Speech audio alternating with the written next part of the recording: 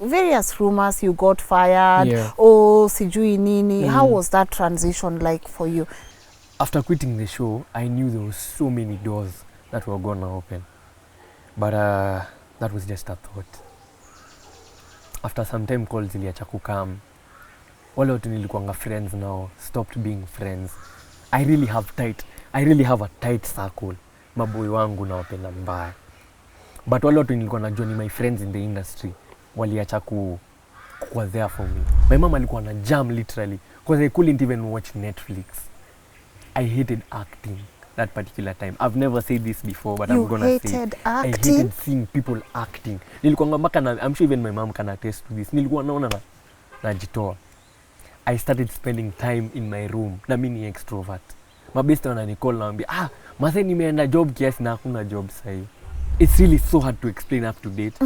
Kitu yenye ilikuwa inanifanyikia hiyo time. Ilifika point mpaka siwezi toka nje na ugopa. Hadi nikienda places na uliza mama, niko hii place kweli. I felt like I was running mad that time. I don't know. Mi ulizwaga triggers ilikuwa nini sijuagi. Having a face in life where you don't understand yourself. Yeah. It's a bigger blessing because you don't come out the same person. You don't come out the same person. That's what's up.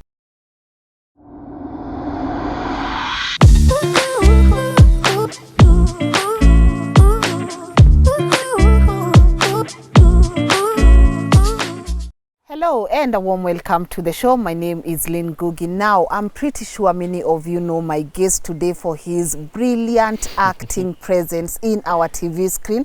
But for me, what I find most admirable about this man is his ability to remain relevant and make the right choices while at it. He's our guest today. I'm about to let him introduce himself. But before that, allow me to say a huge shout out to our partners here at Westwood Hotel for this amazing space that they've given us to be able to bring you this show, and you can check them out for the amazing accommodation, food, restaurant, and even an outside space where you can hold your events. And now, without further ado, please allow me to let my guest today introduce himself. Hello. Hello, how are you doing? That intro did me justice.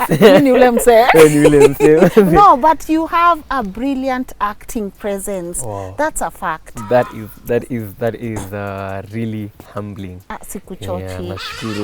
Introduce yourself. So hello guys, my name is Malik Lemuel Mbele, famously known as Govi, Machachari.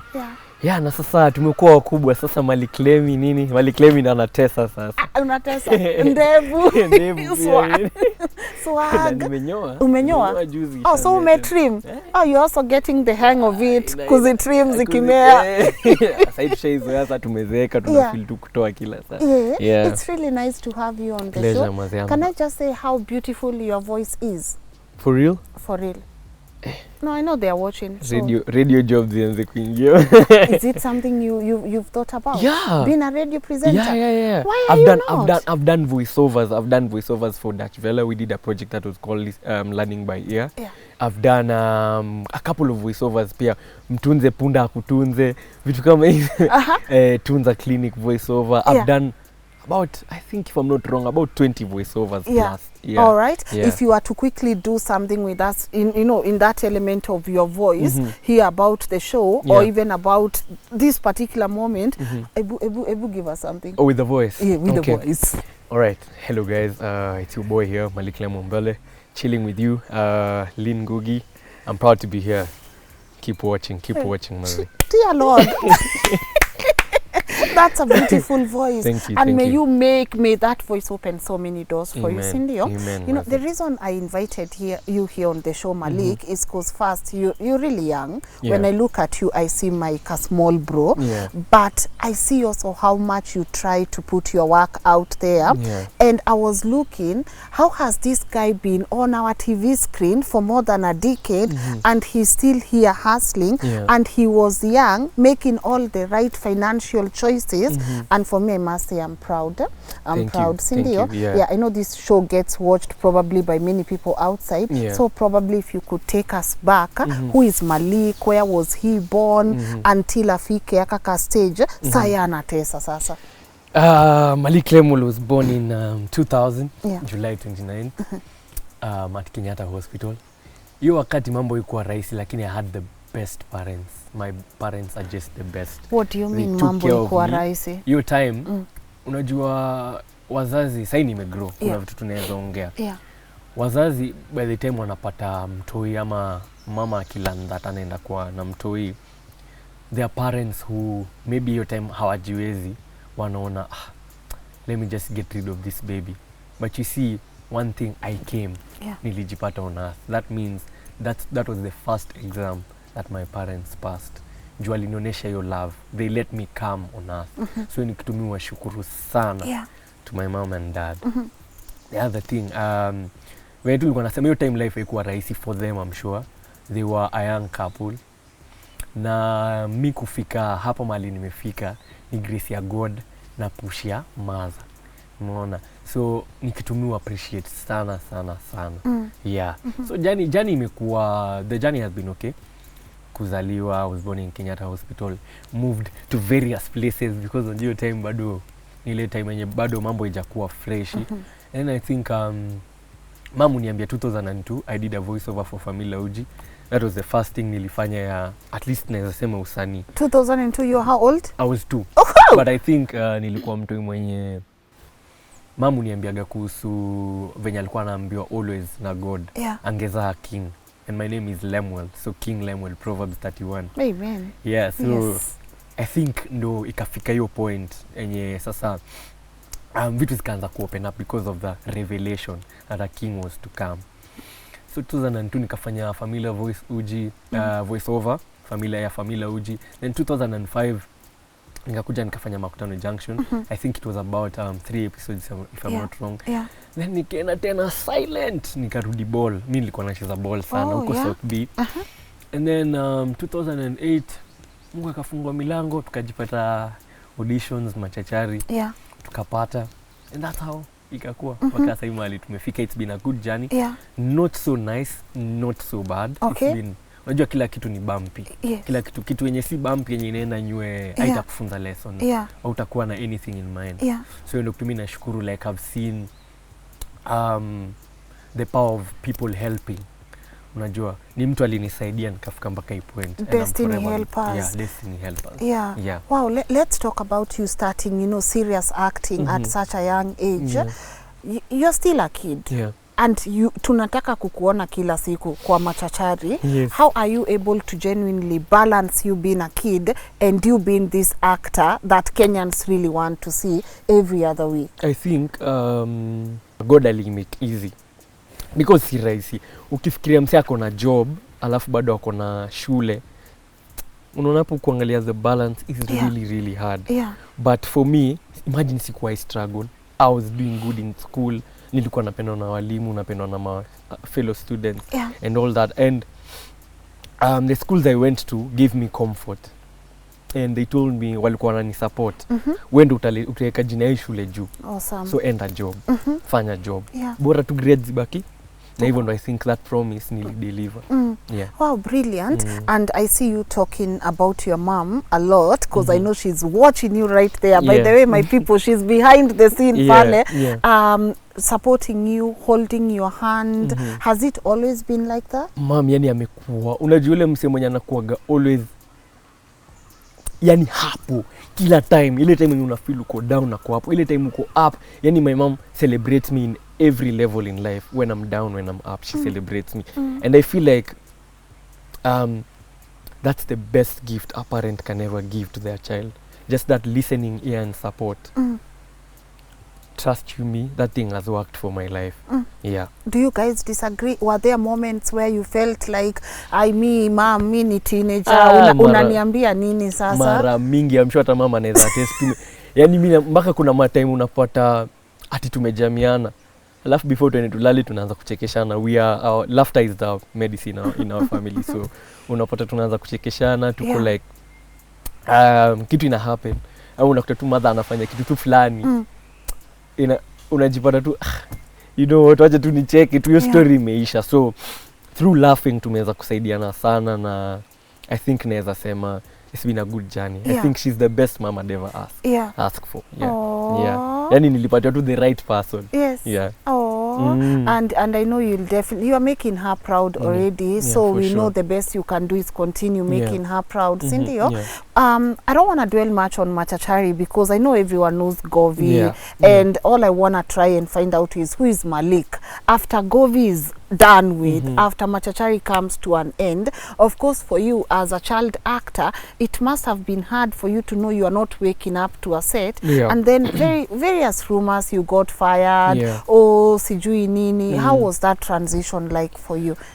So I remember ilikuwa ni 2018, I finished my form 4, and I was like, you know what, staki 2019 nipate level enye nilikuwa your time. I knew I was born to be great, and I knew that the sky was not even the limit. So nini inge happen by this kind of thoughts. I just had to come back and say, you know what, I can't continue. I love you guys, mmenilea, mmenifanya hivi, but now I can't continue. Trust you me, Lynn, I never knew where I was going. But I knew since I had a name, singekosa kitu. But watu ni nani? Watu ni wale wale. So after nilitoka, after nichaka set, so nika come home, nilikuwa mpaka naambia mama, mimi sitaki acting tena. I'm done. I don't know why I felt so fed up that particular time, but I was like, I was so done. But kuna wakati pesa inakujaga inaisha, ndio unasema we. So when the money ended kitu hapo June, nilikuwa bado na receive do from RMS nini. By the mi usema a huge thank you to Dr. SK Masharia, Latifa Ngunjiri, Mwashira Waroro na my producer Naomi, kama wase walinilea in this game. Hata sijui kama ningeifika hapo kama si yao na God na talanta pia, unaona. So mi ilifika point 2019 June, pesa ikaacha kuingia. Now I became someone who used to stay in the house.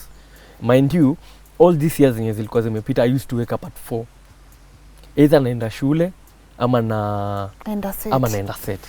Unaona, imefika point unaamka unaangalia ceiling na hiyo ceiling inakucheki, mnaangaliana tu.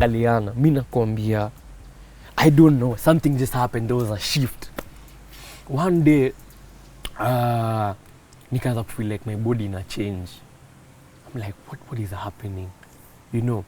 Kumbe that's when I first realized there's something called mental health. Like that thing is not a joke. So I remember going to my mom na nikamwambia, kuna venye na feel, I feel comfortable, na feel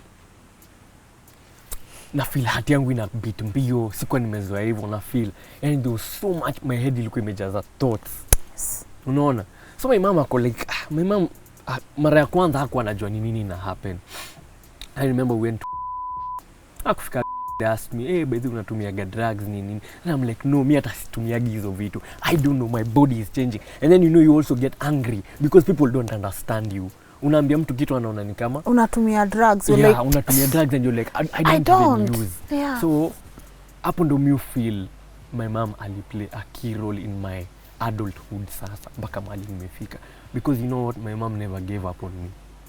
Alikuwa ananiambia usijali, I think hiyo kitu unapitia ni normal. Yani mpaka anajeka in my situation, ananiambia hiyo kitu unapitia pia mimi nimeipitia. I don't know whether aliwaipitia hiyo time, ama she was saying it to make you more comfortable. So unajua ukijua kuna mtu pia amepitia hiyo kitu na pia unaipitia, you'll conquer. Hiyo kitu ilinichapa mpaka ikafika 2020 May ikaisha. I think it was anxiety filled with so many thoughts, anger, and it's really so hard to explain up to date. Kitu yenye ilikuwa inanifanyikia hiyo time. Ilifika point mpaka siwezi toka nje na ugopa. Hadi nikienda places na uleza mama, niko hii place kweli. I felt like I was running mad that time. I don't know, mi ulizwaga triggers zilikuwa nini sijuagi mpaka wa leo. But thank God, I came out of it a conqueror. Like May ilifika hivi 2020. I came out a conqueror. I used to go to Nairobi West Hospital by the your time. I've never said this, sijaiambia watu, but you know, I believe in sharing this so that hata kuna mse maybe anapitia hiyo kitu na hajui nini namfanyikia, but just know you'll conquer. Hiyo kitu ikuwa jokes na si mchezo, but that support system kadogo tu, it moves you from point A to Z. Also my apostle wa church, Apostle Karis Ali, that man held me at the time nilikuwa mbaya. Yani I used to call the apostle nalia. Una imagine, I'm like, I don't even know what's happening to me. Una get, But manze God Saja ni mpoa sana. Nilitoka hapo nika move, and trust you me, when that thing got broken in my life is when jobs started coming. Doors opened mpaka nikashindwa ama ilikuwa tu trying times. You know, kina ikakam adverts, watu kukwambia ni aje ni posti stuff fulani, na si ati ni brands, kiatu watu tu brands. So maybe that thing happened so that inieke pia point fulani in life that nijue kuna struggles people, maybe God alitaka nione kitu a normal person anapitia. Oh man. And I'm really grateful for that. By the way, I don't take it for granted. Having a face in life where you don't understand yourself is a bigger blessing. Trust me. Say that again. Having a face in life where you don't understand yourself, it's a bigger blessing because you don't come out the same person. You don't come out the same person. That's what's up. I love me, that's my take home. Hata kabla tuendelee na hii interview. Mingi zinakuja moto moto. Sawa Malik, sawa Tupac. I love that.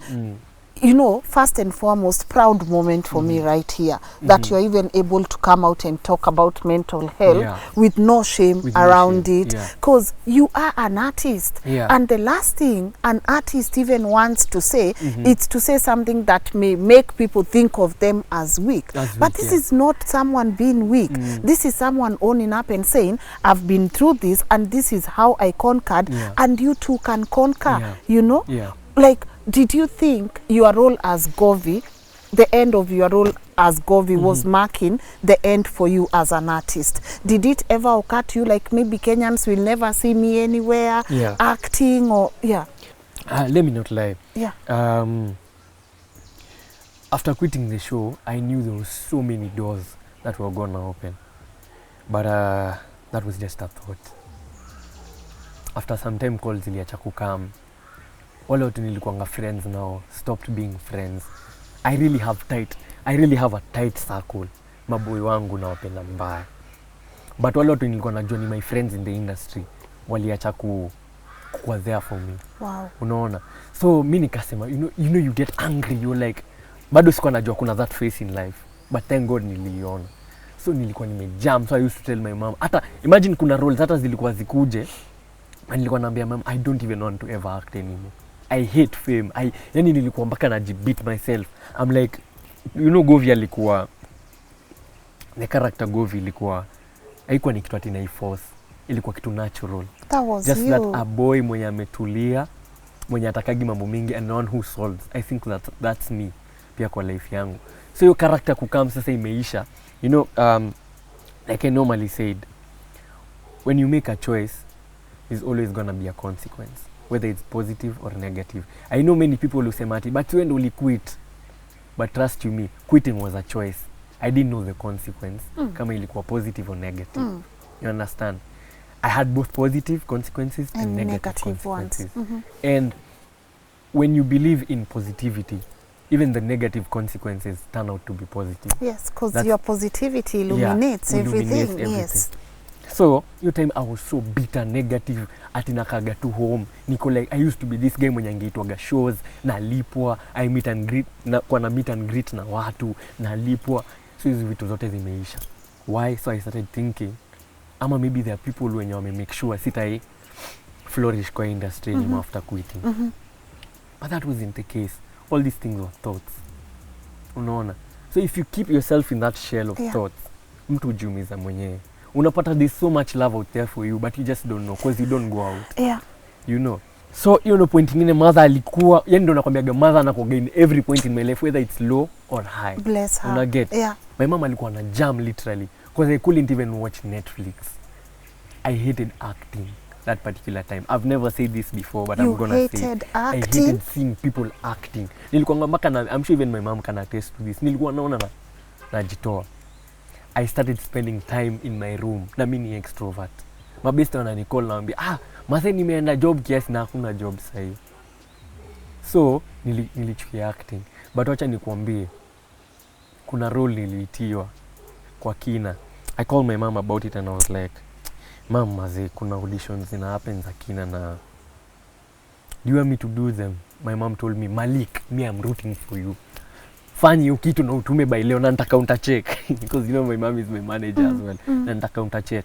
Imagine I did and the call came in. Wow. Hey, you've been picked. And I was like, is this a turnaround again in my life? Do they just want me to come back on screen? Yes. You know what I do? So I came back. And after coming back na kina, yani say I've done so much. Mpaka naweza sema in that period of hizo years zote, Yeah. ni kama hata saizi naenda kupita vitu nimefanya. Yeah. Yeah. Wow. So ilinifunza, unaona kuchukia acting. Yes. Wacha nikwambie one funny thing. Hiyo kuchukia acting ilinifunza kumbe when you hate something, once you start loving it, you love it more and more. That's right now, growing up I wanted to be a pilot. So ilifika point nikasema nishamaliza form 4. Mimi ndege mazee kuendesha saa ngori. So nilikuwa najua nitafanya nini? Nikataka kufanya marine biology, nikaona haiwezi pia. So at the back of my head ilikuwa inaniambia unatafuta hizi vitu zote na uko nyumbani. Yeah. Uko nyumbani, acting ni nyumbani. Mazee nilipenda. And you know one funny thing that people don't know? I was casted for another thing and I got recasted. Do you know that made me work even harder? So to someone at home who feels like a no is something wrong. Yeah. Take no as positive. Take no as positive. Because imagine nimefika hii point sahi. Yes. Naweza kufanya vitu acting yangu imeenda in a different dimension. Kama singeambiwa no, ningekuwa najua mimi ni ule msee. But so no, me, sometimes a no is important, in life. To keep you in check. To keep you in check. Yeah. I hate the comparison, yeah. but I can't, and I know this is so far-fetched, yeah. I can't see you and not see younger Denzel Washington. For real? For real, for real. Imagine that's the guy I look up to. For real? In the international space, Denzel ni msee nimekuwa nikiangalia ever since I was a kid. Wow. Yeah. You know, because there's this part, and I was even telling you earlier, where he always wanted to be in the theater. Yeah. And there's in Broadway. I think it's Broadway. I stand to be corrected. Yeah. And when he went and auditioned so many years ago, he got rejected. Yeah. But imagine, see, he did Fences in Broadway. Yeah. See, he has done so many shows in Broadway. Yeah. 30 years later, that's when he went back to act in a theater. Yeah. So for me, I can't see you, Aki Malik, and not see Denzel Washington. Wow, and I know really it's positive. I know this comparison is far-fetched, Yeah. but even the choices that you are making in life, Yeah. it's something I look up to him and I see he made these same choices. Yeah. And look where he ended up. So you are right. Sometimes a no means does not mean rejection. It just means that we need you back later when you are much better. Yeah. A no is a pivot for elevation. Whoa. If you're not given a no, trust you me I was at a point in life sitadanganya. Leo ndasema ukweli. Tunasema ukweli. Nilikuwa najua mimi naweza. Mimi nikiingia ile set Kenya siwezi kataliwa. Sasa nakwambia nilifika set nikapiga twice. Nilijua acting kitu watu usema ati ingia tu kwa set no, acting takes time, getting into that character nini. And I appreciated that director and that casting director pia mwenye alini recast.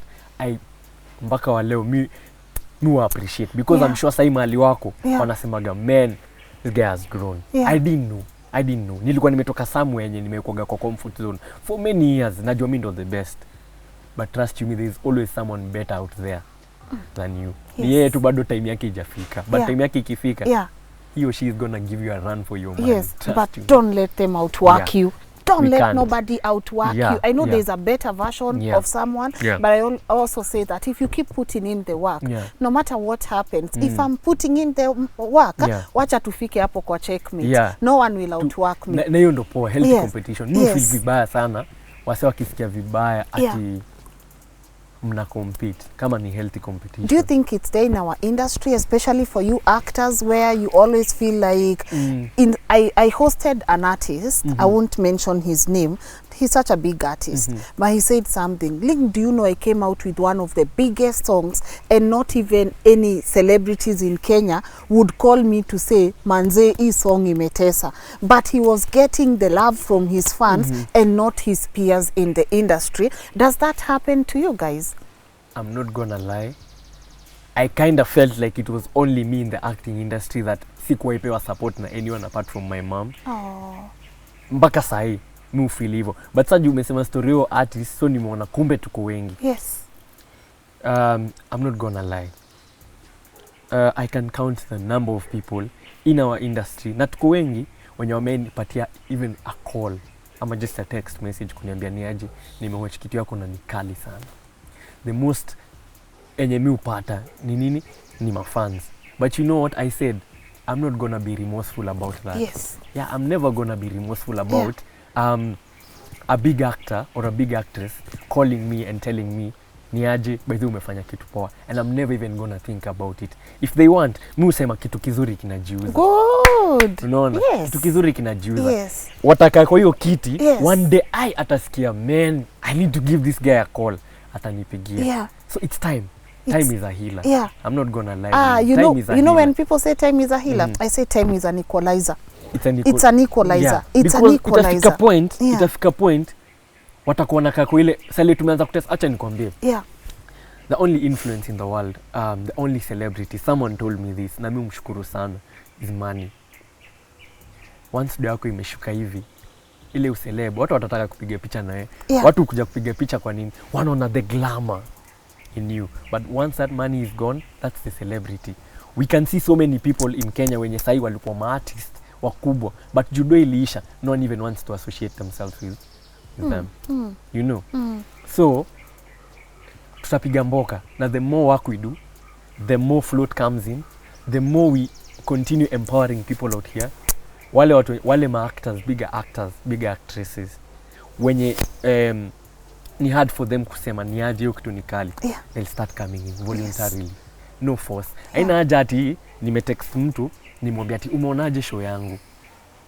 Kwanza hiyo tumeagree na mom, hatutawahi. Ati nijipate nimetext counterpart ama key player in the field nini. Ati ni aje umeona show yangu, umeichekeaje? No, we not wacha doing that. Watakuwa wanakuja. Yes. That will even tell me Malik kuna kitu unafanya. But mimi kushinda nimeambia watu ni aje, mmewatch show yangu. Support hapana. I'd rather get that support from my fans. Yes. You get? Yeah. I'd rather get that support from my fans. You said something important about money. True, we've seen so many artists, they earned good money. They were the who and who, the cream de la cream in the industry. Yeah. And I get we all have our challenges, but this is a question I should ask Mom.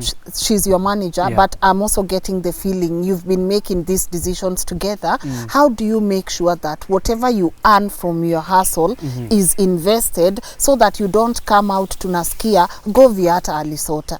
That's a very, very good question. Tumetoka job, salary imeingia, si ukam tunakaa chini na maza na tunapanga. Kama sasa tuko na kampuni inaitwa Cheko Saba Productions, na tunafanya Present Chronicles na many other things. We budget. After the budget is done, you allocate the funds where budget. Venye budget imesema kama ni kitu maybe 100,000, 100,000 inaekwa hapo. No, usifunge macho useme 100. No, don't regret, because that ukikea 100 sahi, trust you me, in some few months ama few years itarudi. So, ningependa tu kuambia wasee, anytime you're putting an investment into something, don't look at in the now. No, angalia future. Ni poa kuishi in the now, but angalia pia future. Jinyime. So believe hivyo na mama. Jinyime. Na acha nikwambie, if people can run away from the notion of trying to be what financial strugglers, that's the word. Because many celebrities right now are financial strugglers. Ni vile wataki kuongea. People don't understand, because you believe that if I come out, you don't even need to come out for anyone. At tell someone I'm broke ama nini. No, that's hiyo ni choice ya mtu. But mimi na believe ukianza kuonesha watu magari, ukianza kuonesha watu you wear the best clothes, si hapo ndio inaweka float yako, watu wanaanza kuona huyu jamaa ako na kakitu, na in real sense hauna. It's good for PR. Sometimes watu wanajipackage. But mimi as Malik nasemaga wacha nioneshe watu kitu ambayo niko nayo. Kama sina, si lazima. Wow. Itakuja. You never felt the pressure to be what you're not? Trust you me, that's one thing that mshukuru God alinipatia. God gave me the grace to never fake everything you see on my social media, because I know there is that one person amejifungia kwa room, akianza kuona namfakia atakuwa like msee ameacha. Unajua, acha nikwambia, watu wanapendaga when you want to know that you're inspiring someone, you also need to have come out from that. There's a line an artist musikiza anaitwa Joyna Lucas. Don't talk about depression if you don't know what it is. Unapataga wale watu nyatu wanakuja wanakuambia usijali, unaona hiyo kitu utapona, na hujai kuwa nayo. Don't talk about it, leave it. So ndio mimi usema, mimi najua mali nimetoka. na mali ninaenda ni mbali. So siwezi anza kuonesha mtu fulani maybe uko kwa ghetto boy ati the flashy cars, Salesina. Mse atakuogelea unaona? Alafu hiyo inakuweka pia in danger sometimes. Mu believe hivyo. Let's say umenionyesha leo Benz, kesho nikupate unaingia mat. I can even mug you because I'm like, this guy mtu maze anatufanyia ufala. Hii wallet yake imejaa. Wallet yake imejaa, anatufanyia ufala na kuogana Benz na anakuja hapa kupanda mat. Panda hiyo mat mpaka hiyo siku Benz kaka. And faking is a lot of work. I cannot imagine the amount of nini kwa head unakuwa nayo just because you want to fake. No, you can't even live a good life because kila time unafikiria niliambia ule mse nimepata contract ya 500,000. Yes, and so it's a lazima lie. 500,000 iko actualized. Yes, and it's a lie. Yeah, big lie. Gosh, you never felt the pressure at all? I never, yani mimi nasemaga hiyo pressure najua ni kitu inasumbua ma celebrity wengi sana. Ni kitu, and it's a very big disease. Pressure na faking, it's a very big disease, and the people who are victims to that, I know of people who regret. Na wanasemaga manze you wish because it becomes addictive. You know, a lie builds up to another lie. So a lie is addictive. So utadanganya leo alafu nikumbuke jana nimeambia Lynn manze naishi Kilelesho. Tell another lie to cover that lie. So, nilihama kile nikaingia Kilimani. Ukatoka unaona azin utashindaga hivyo. So hata watu wanataka ni aje leo bosi tukamkwako. Mimi si you come on. Mimi siko manze. Hata kejo umejifinyilia hapo. Naenda coast. Yeah. Naenda coast for 3 months. Ndo anajua ako na hiyo security ya 3 months. Hamtamsumbua. Yeah. Oh man. So mi wanaga faking ni a lot of work. 2 things I'm proud of. Mi kwanza ile proud nitasema kwa hii show leo. I feel I like you genuinely you making me really happy.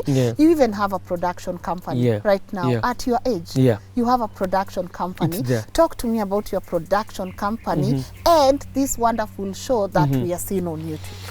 So the production company is called Cheko Saba Productions. Why Cheko Saba? It comes from my mom.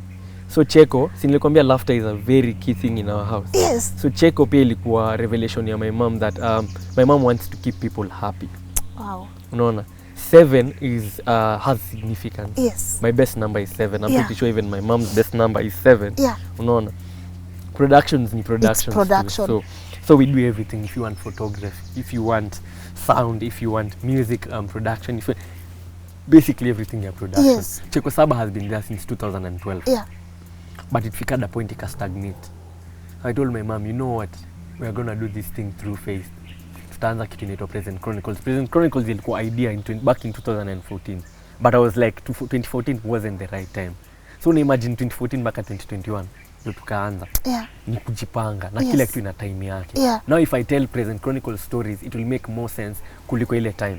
Ile time watu wangesema sasa mtoto anatuambia nini anatuambia mtoto hata nini anajua kuhusu maisha. But now at 21 that's a legal age everywhere in the world. So kila mtu ataona validity. Unaona? So I told my mom, you know what? I believe if we tukiamsha Cheko Saba na tufanye hizi vitu, tufanye like Present Chronicles, we tell Kenyan stories the way to tell Kenyans. You know, na ukiangalia Instagram yangu mimi usemaga telling a Lemi story. So I'm telling Kenyan stories in an international perspective. Tunaweka vitu quality. It's beautiful quality. And Cheko Saba, thank you so much. It's beautiful and Cheko quality. Saba, with Cheko Saba you get quality over quantity. You get. We'd rather have that one thing that in the next 10 years itakuwa timeless. I believe in making timeless rather than kumake kitu yenye tu ni ya sahi alafu ishi. Unaona? So timeless stuff, because people are always going to talk about politics, whether we like it or not. People will always talk about mental health. People will always talk about gender-based violence. Unaona? Everything is in a whole scope. So I told my mom, you know what? It's time we wake up that sleeping giant, because it's a giant for sure.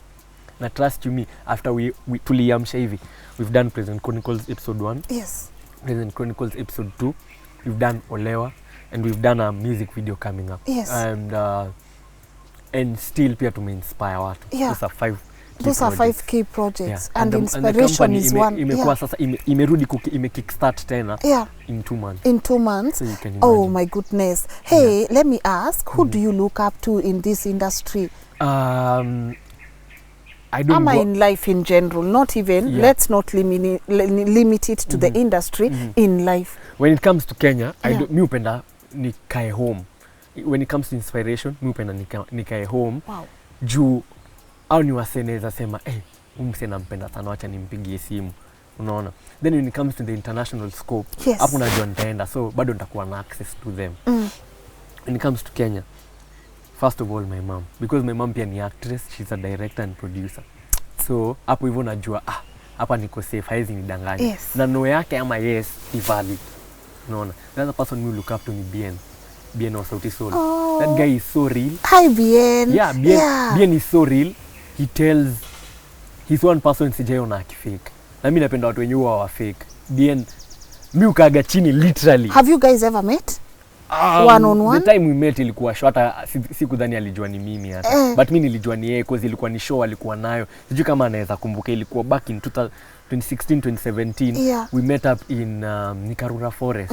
Ya walikuwa na show huko. Yeah. We met up with Bien. Hata sijui alijua kama ni mimi. Unajua time pia unakuga na hype when you're doing your show, kunakuwa na ile hype, unaweza una mtu hata usahau, unaona. But Bien ni mse mwingine. The other person I look up to is the business side of this. The late Chris Kirubi. Ni mse pia alidefy the odds coming from where alikuwa na come from, akabiti hizo vitu zote mpaka akafika point yenye alifika. Ilikuwa amazing. Like tunaweza, the list goes on and on. Even Jalas is a person I'd sit down and watch whatever he does and study him. He's such an inspiration. He's an inspiration because ule jamaa alikuwa pia life haikuwa rahisi. Unaona, na ako mali amefika juu ya bidii. Ile kujua maze nilitoka place fulani ifo sitaiwacha kuamka fo ndio nisiwahi rudi huko. Unaona, pia wase wenye wanafanya vitu akina Fadio Manyala sahi. Unaona, anatuweka uko juu akina Lupita Nyong'o. As in there's so many people we can talk about. Tushinde hapo. But on an international level, Rick Ross, because of the moves he made. Rose biashara ikuja kwa biashara anapiga. Na I think siku hizi unajua kuna artistry na kuna biashara. Ukiweka zote mbili. Talk to me about it. Because what many people are doing is art without the business aspect of it. Ukikosa kufanya business inside your art will be for nothing. Mazeni pay bill vitu kama hizo. Lean to pay bill. Yeah. The other person ni akina Joyner Lucas. I love Joyner Lucas because he's so open about mental health. He is. And I started doing music. Nimekuwa nikiandika for very many years, but nilianza kurelease tracks pole pole. Nishafanya Olewa na Toto. Wendo wangu tu, nishike tu mikono twende mpaka juu. Tutaforce, tutatry, tutamake. Attitude ni wako tu kama kwako. Akizeda na zidi na mabro. Mi ongelesha watu through my music. If you ukisikia lyrics za music yangu, hiyo ni mimi. So unapata akina inspiration kaya kina Lil Wayne, Joyner Lucas, Rick Ross. We can name so many people. But the topmost person mwenye naangaliaga ni Denzel. Mama. Lazima, Tyler Perry. Tyler Perry is one awesome guy. Can I tell you something? And I hope one day people quote me. They will for sure. Tyler Perry, when he opened up his studio, I dropped all my fears. I dropped all my fears and I said, I'ma do it the way he's doing it. My dream is to one day have such a studio here in this country where all African contents can be made from this country. I saw him and I was... And that's the same thing we normally say. That's the same thing. True, Mom. Yeah. Because we don't want to run away from home. I don't want to Wacha twende tuchukue huko pesa. Tukuje tuilete. Mimi all my money. Hata kama ni 2 billion zinaenda every day. Me all my money. I just want something as beautiful as Tyler Perry. When they were doing the tour for that studio, me I was crying. Because I was like, why Tyler Perry? Why not Lynn Ngugi? So I'm so happy you get to see the business aspect of it. Because at the end of the day, you are an artist. When you are done, and you will never be done being an artist, but there'll come a time where you say, okay guys, I've given you the best work possible. Where do you go from there? So for me, I just love that. I say you have this, let's go on, start show. Sorry, I cut you short. So Tyler Perry. Now when it comes to the acting side, man, There are people who are doing crazy stuff. Wow, there are people who are doing crazy stuff. Like our wenye walifanya what work did he put up? Oh, Mel Gibson. Yeah. Yes. Being a brilliant producer, director. And a director. He's so brilliant. Someone made me watch, it's called Hawksaw Hill. Yeah. And it was based on a true story. And at the end, you see a Mel Gibson film and I'm like, what? Napenda hivyo. Napenda hizo true story. Yes, true story. Oh man, there's this guy. Nimekopia nikistudy. What I do in my acting, I study here. I study people. I study getting into character. It's not easy, but if you love something, study it. You don't have to study it ati kwa shule. But kuna vitu mingi zimekam sai kama IMDb, YouTube. There's so many avenues to study something towards art. Yeah. Study it. Yeah, study. I think we get the perception, and this is what I tell people. I listened to a guy called Tom Bilyeu and of Impact Theory. He has a company, it's called Quest Company, and he says, talent you have naturally. Remember, every one of us is talented. Hata ule mtu mwenye anauza mahindi, kuna tu talent ya kuongelesha watu vizuri wanunue mahindi. Everyone is talented. Make no mistake about that. But skills, that's where you'll get outdone by someone. Because if they are studying, if they say, okay, I know I'm just a little bit gifted at this, but I'm putting in the work, I'm studying, I'm challenging myself, I'm doing nini. We mwenye uko talented, hata kama unaweza imbia watu 1,000, you will get outworked by that person who is putting in the work. When you buy a knife, a knife will never turn to a fork or a spoon, right? But it will get blunt at a particular point. Remember, it's a knife. So what do? Ndio uendelee kukata ile nyanya poa na viazi na nini? You sharpen it. So you're born an actor. Wisdom itatuua. You're born an actor, yes. But if you don't practice, study those skills, you can't sharpen. So keep studying. Keep putting in the work. Never be in that comfort. And never think you've arrived. Never. The other thing I normally say kila time unanikumbusha, once you start feeling like you've arrived, then you're done with your work. When you're pro. Umemaliza kazi imekuleta duniani. Now you're ready to go back to God. Wow. Oh, it would be so unfair for my audience to not ask this question. We're keeping it real here. How does Govi deal with relationships, and is he even in one? And has someone ever broken his heart? Many. Heart yako? But many, those have been situationships. I've dated twice. Okay. And they were beautiful. They were beautiful relationships. Ni ile pia, sometimes napata sina hiyo time ya kuendelea, ama ile pia zeal. Kuna time compatibility. Pia nani naisha tu una feeling. Na ni normal. Ni normal kufeel one day umewake up na una feel. Akitu na force. Unajua, mi uonageo kitu ni quite normal. Sijui watu wengine wanaona aje. The other thing me believe, when I was giving people Govi, or when I was giving people Malik, nilikuwa na bring out your character. That lady mwenye maybe nita date in future, she never signed up for that. That's what I believe in. This is my craft, this is my work. Naona. Hautaipata, mi usema hivi. I normally say a lot of things, so they'll quote me. Daktari akienda achukuane leo na aamue kuoa, ataforce wife wake akue daktari? No. But wife wake akitaka kuwa daktari atafanya nini? Ataenda isome. So so if that lady wants fame, she'll get the fame. But if she doesn't, you respect that. Respect that. There's nothing as good as mutual understanding and respect. So when you're dating, you ask your girlfriend, like, do you want our relationship to be in public or not? That's so thoughtful. Because you'll find your man or your woman taking photos of you and just putting them out there, and they did not even ask if you're comfortable with that. Because there's you, Lynn. There's you. And there's Malik. So hakuna venye inaweza kuwa Malik ati kwa sababu maybe wameanza kitu na Lynn ati ikwe ni Malik Lynn.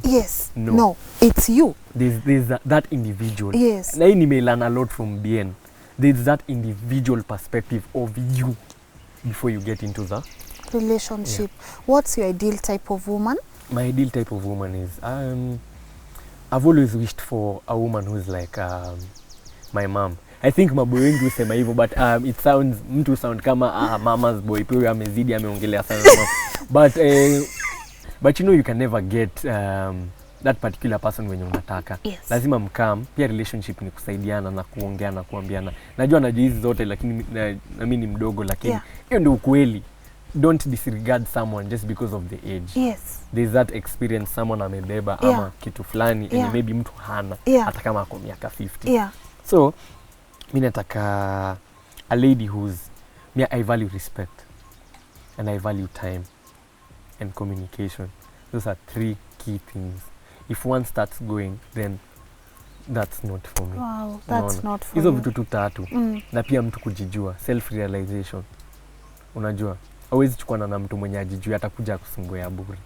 Ukikaa na msee mwenye maybe anakuaga hajielewi, pia utanotice umeanza kutojielewa. Yes. Why? Because you're moving in the same energy. Exactly. And you're spending a lot of time together. I don't even have to looks, yes. Yeah, but mimi si mtu atinda kuja niseme nataka light skin, nataka melanin, nataka nini. When it comes to that relationship yenye mimi nataka sub point yenye I feel like sai bado mimi ni young. Naweza pata maybe mkubwa, mnono, you know, slim, nini. But it's good to know all of them right now. No ile time the ideal one atakam. I love that you're also open about relationships because it's something that's going on with young people and they feel like if I talk about it, I'll be judged because I'm so young. What am I doing talking about relationship? But they end up, because no one is telling them the right things to do, we have so many teenage pregnancies in this country and people don't know how to handle it. And you know where the problem starts? Just that disregarding. Huyu ni mtoto anatuambia nini si watu wazee kuhusu. Remember, times are changing. Kuna wakati sorry to say this, ladies walikuwa wanaendewa nyumbani na wanachukuliwa wajai meet huyo mwanaume na wanaenda. Sasa women have been empowered. You can't now ati umeamka leo unasema mimi nasikia kuoa, unaenda mahali ati unachukua msichana unasema wewe ni wangu kuanzia leo. No. There's that process and time to get to know each other. So never disregard. Me, I still listen to people who are 11 years old. I still listen to my sister who is 15. You know, because kuna kitu anaweza sema iko ni take away for me nisemage enyewe na siza me grow. Kitu kama hiyo. But we have a problem of people disregarding others because of age. And it should stop. Nini kuhusu nini. Unaona? Ama that feeling of entitlement. Mimi ni mzee nimeacha mtu na 20 years. Ananiambia nini? No. Ndio maana utapata kwa kila shule umeipata mwalimu mwenye yako si kwa shule unapata walimu of different ages. We used to have teachers in practice who are like 20 years old. Teaching people who are at a university kuna walimu wako 24. Wanafunza watu wako 60. Because hapo watu wakianza kuangalia age then hakutaikuwa kitu yenye iko tu ni respect. Us as young people it's mandatory to have respect for the older people. But pia older people wanafaa disregard the young people. That's it for me. I love that. What scares you? What scares me is 2019 I was scared of going mad. I was at a point where I was like, man, kwani nenda I'm going mad. Hiki tu nimekuwa nikiona watu wakiongeleaga kwa mad. So I'm really scared of going mad and I'm really scared of losing someone I love. Ni kitu hata sitakangi hata kufikiria yani hizo ni vitu yani mimi usemaga and I'm also scared of hate. Hate inachukua a lot of space in your heart. Your heart starts beating different when you start hating people. Utakuwa unakimbiza moyo kila saa ya bure na pia unakula time yako. So I also fear hate. You fear hate. When I start hating someone mimi huanza hadi kushake. I don't sijaelewa hiyo kitu but so nilikamigi pia kuifia. And it's not a good thing. It's not. I trust you, me. Trust you, me. And as you said, it takes a lot.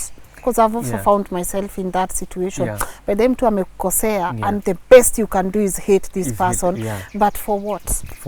For what? Takes a lot. Watu wengine wanaeka hate ikue ina rule life yao. Unajipata wana miss a lot. Just because of something yenye inaweza kuwa solvable. But unasemaga nini? Venye tu ulisema time is an equalizer. It's an equalizer. Wow.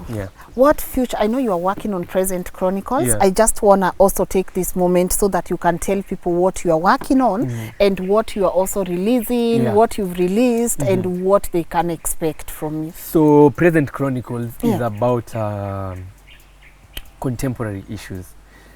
Like politics, bad governance, unemployment, youth leadership, gender-based violence, mental health, I'm telling a Lemmy story. Lemmy is my name. Yes. So I'm coming up, I'm the narrator of this kind of stories. Yeah. That is Present Chronicles. Yeah. Yeah. And I believe one day, once Kenya opens up the eyes to quality, we will have a unajua movement ya si hata A, B, C, D, movement ya A to Z very fast. Many Kenyans haven't accepted quality, and that's a really sad thing. But trust you me, I told guys, I'm only gonna give them quality. Yeah. As long as I'm here, I'm only gonna give them quality. Unaona. The other thing I got another idea. Yes. About a week or two. I want to have a sit down with my boys and talk about their issues, the youth. Hiyo niite kama ni kuwaletea maji kwa set nitaleta. Hata kama ni kuleta maji kwa set I will come. Because niliona kuna ule mtu mwenye unaweza kuna muongelesha through this camera anakaga home ni introvert, but ukimuongelesha through this camera ana feel I have someone who can talk to me. That's what we want to do, because we're like about 6 boys, my boys, 6 boys who have different lives, have different ways of learning things, kufanya vitu. So nasi wote tukileta hiyo mchango kwa meza tukiongelesha watu, will grow. That's gonna be a beautiful show. We're just asking for support from people. People also need to accept the change. Do you think you get a lot of you get great support from Kenyans, or do you think there's a gap? I get great support from Kenyans who still believe I'm that 8-year-old boy or 12-year-old boy. And I want them to accept me as the man I am right now. Malik. Yeah. I want them to accept me as the man I am, for the man I am, and the man that I'm going to be. Yes. That's what I want them to accept. To make you accept. Yeah. We are here, we are supporting you, we are behind you. Yeah. We want to shower you with so much love. Hata wewe mwenyewe useme, guy, I never thought this would be possible. Because I know my people, even the ones who are watching, they subscribe to great value. Wow. And that's what you're trying to do. Yeah. I'm looking at a 21-year, you're 21? Yeah. Looking at a 21-year-old coming up with a show called Present Chronicles, addressing these serious issues in our community, and I can only be proud. So why not support you? Why not cheer you on in your journey? You get it? And this show will always be open for you. But then every time you feel like you want to have a conversation, all you need to do is, Lynn, I have something coming up. Because that's the only support I can give you right now. It's a platform. And you are doing an incredible job. So you can't even stop now. Because what you are doing, you are giving hope to a lot of young people. I know someone who is even 26 was about to give up on their dream, but they look at Malik right here on this show, and they're like, why the hell should I stop? Why do I need to stop? So you keep pushing, because it's not even for you alone. What you are doing is not for you. It's for a lot of young people watching and getting hope from you, so you cannot stop. And I came to realize, let me talk to even maybe someone who feels like they're wamefika mwisho. I came to realize hii maisha ulikuja peke yako. So instead of showing your naked self to the people, uko nje watu wanasema, watu kuchekelea nini, fight, and that fight will conquer that battle. If you can't fight, then you can't conquer the battle. And I normally tell people, life is the only thing that gives you a chance to do whatever you want to do. When you're dead, you can't do it. You can't. So, like right now, I have no support system from any corporate. I wouldn't mind if they came and be like, hey Malik, you know what, take this, shoot Present Chronicles, let's tell stories. But right now, pesa yenye tunatoa ni ya kampuni, and that's me, mom, and a small team that I have. Sisi ndo tunatoa pesa kwa mfuko to give people that quality. So the only thing that someone can give us that is genuine is love and support. And also, if maybe these corporate people wamependa the idea that we are telling that story from angles, they can come in and support us, whether it's financially, whether it's just talking, whether it's, that's the biggest challenge saina tuko nayo. Having to, it's really nice that I'm removing that money because najua siku moja itaanza, but also nikipata ile support, it makes it easier. It's gonna make it so much easier, and you're gonna tell so many stories, and they're gonna be quality stories that you won't even get bored. You won't even, ukitanivu kukusip maji umemiss. That's what I'm promising. You know what I love? Yeah. That even without support at the moment, you are still doing it. That speaks dedication, it speaks faith, and it says you trust in the kind of product that you are putting out there. So really proud of you. And I know corporates will come. Me, I know for sure. There is no way people will watch such an amazing show and not have a corporate say, let's go support. But even whether they come or not, I love the fact that you are still doing it, even alone. You are still out there putting in the best work. Ni kujituma tu. Kujituma tu. Sindio? Yeah, kujituma ni nakutoa from point A to Z. So lazima tu ujituma. There's no two way about it. Ukikaa pale home, hautai realize that there are things you can push ama pull bila kutoka nje. Lazima ujitume. Lazima ujitume. Would be so unfortunate for me to end this show without me. I know she's right there. So hii message hata ikimfikia siku ya show tuki-air, haitakuwa kali sana. But what's that one thing you would want your mom to know? To know? I feel like mom knows everything. Mumwambia. We are farm together. We tell each other how much we love each other. You do? Yeah. It's that easy? Yeah. Why is it always so hard for kids to be like, oh, our parents to tell? I feel like it's something I also encourage a lot on the show. We need to start speaking to our kids in a lovely way. Tell your kids you love them, so that when they hear that, especially for people with young men and women, reassure your kids you love them. So when they hear that from a sponsor, wataona ikiwa a big deal. Mamangu alishaniambia ananipenda. Babangu alishaniambia ananipenda. What you are telling me right now, it's a bonus. It's a bonus. Yeah. So me tunaweza ambia tu you know, I found a friend in my mom. Aside from her being my mother, I found a friend, and my mom has really struggled for me na for my sister. Yani mother ame struggle na ni legit struggle. Sili ati struggle ya kuforce. And you know, nitasema hii bluntly, my mom hajawahi toka nje kulala na wanaume ama nini. Unaona, my mom has always kept herself pure. And that's one thing that ajuangi muko gani memu appreciate for. Unaona, the fact that alikuwa na option yote ya kuniabort ama kuabort my sis, but she never did it. You know, that's a really huge thing for us. Na I think mom knows everything. She knows that we work together and we'll forever be united. We're going to do, because unity is strength. It's strength. We're going to give each other so much hope going forward. We're going to achieve so much. And naweza taka tu siku moja nikikaa chini nimeona nimebaia mom na dad gari, properties and all those kind of things. Juani mali nakuga nimeweka in my heart. My mom is my best friend. Mzae pia ni best yangu. Lakini unajua wanaume sometimes unapataga kuna ile nini? But pia mzae ni best yangu, but my mom is my best friend. Mimi mtu akikuja anze kuniambia mamangu ni mbaya, I don't even have to go ati mbali. I'll just go to my mom nimwambie kuna mse fulani ananiambia wewe ni mbaya. Mbona sijaiona hiyo?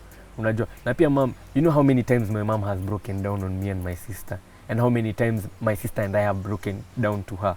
That's the mutual relationship that tunakuaga nayo, that ina to keep going. It's a safe space to be in. And even for my father, wase wengi usema sijamtaja nini. Nikisababu pia my dad apenda gizi hype mingi na nini. You respect I think yeni a shy man. Yes. Even my mom is ni shy, but my mom is aggressive. Yes. But my dad pia nampenda sana. Yeah. Mali yuko anajuaga tu, he can count on us anytime. Yeah. I love that. Where can people find you, and where can people go and support your work? Because that's what we're about to do right now on this show. So there's YouTube. Yes. YouTube ni Malik Lemuel, M-A-L-I-K space L-E-M-U-E-L. Ukiingia tu hapo, just subscribe, share. Si kazi ngumu sana. Hata ukitaka nikuwekee bundles, I will.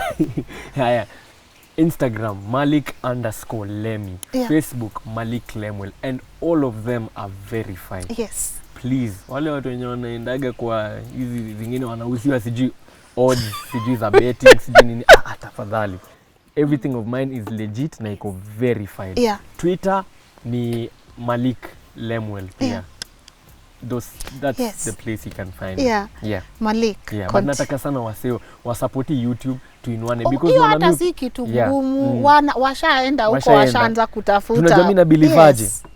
my nani is really to empower the youth and help Yeah. the youth. If that money starts coming in from YouTube, haitakuwa yangu pekee, we'll eat all of us. Yeah. Unaona, we're going to create so many job opportunities Yes. that we're going to talk about the filmmakers. Yeah. There's so many, Lynn, I can tell you there's so many young filmmakers, ni vile tu hawana chance.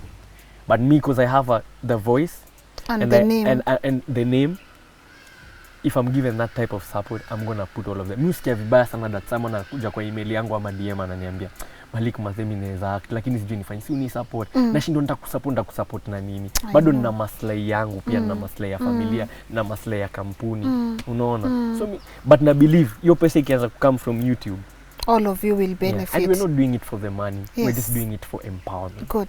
Yeah. I love that. That's the only thing. Yeah. Yeah. Your parting shot to our audience? My parting shot is just like I always say, love is a 4-letter word, but it's the biggest word in the world. Think about it. If you continue loving, hautaikuwa na mashida mingi, hautaikuwa na stress, hautaikuwa, yani vitu zingine hazitakuwa zinakusumbua. Let's continue loving each other and let's be positive. And remember, no situation is permanent. Because if you feel like say situation itakaa hapo, my mom always tells me one thing, vitu zikianza kuwa ngumu ndio milango inafunguka. Yes. So it's never the end of the road. Hata mtu ako 90 years bado anakuga na hopes and dreams.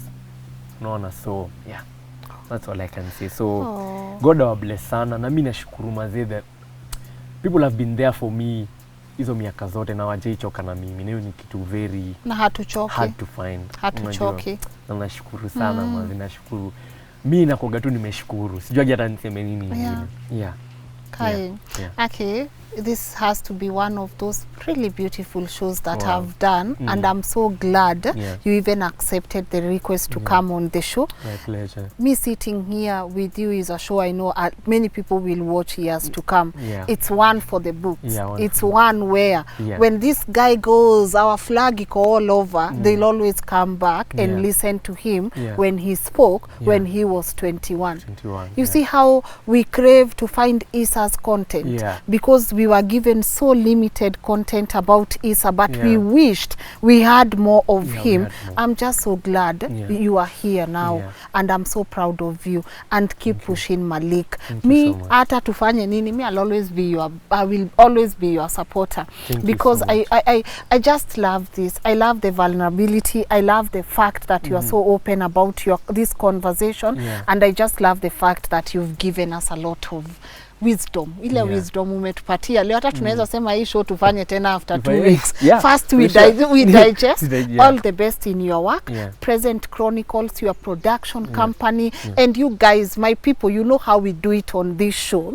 I want you to take off your phone, your laptop, kila kitu. Let's head on to his YouTube channel. The name is right here on the screen. You will find his YouTube channel. His all social media handles are right here on the screen. How about we go and shower him with some love? And I want to challenge you guys, please go watch Present Chronicles. You will not regret it. I never tell you something I've not done.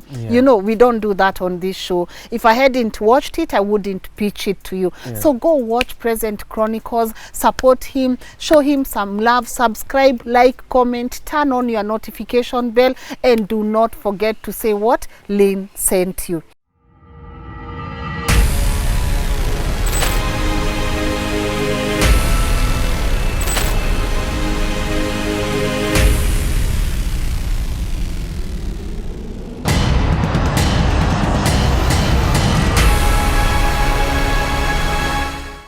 Thank you for tuning in. Hii hata hakuna kukata, kuedit, kufanya nini. Inaenda venye iko. Inaenda hivyo venye iko. So thank you so much for tuning in. Let me know what you think about our guest today. As I said, go support him, support his work. Apate mapenzi mpaka yeye mwenyewe afanye nini, ashangae. And if you want to share your story with me, my email is right here on the screen. Send a well-detailed brief of your story, and who knows, we could be sitting on the yellow mustard seats with you. Feels good to have these seats on the show, my people. Where ile kitu Mungu anafanya hii round. Pale Malik, sinyamazangi. Ile kitu Mungu anafanya kwa hii show, only God knows. Let him do his work. Thank you so much for tuning in, and to my amazing team behind this project. Asanteni sana. Mimi nawapenda na mnajua. So thank you so much for tuning in. Remember to also subscribe to this channel. Till next time, my name is Lynn Ngugi. Tuonane next week. Bye bye. Goodbye.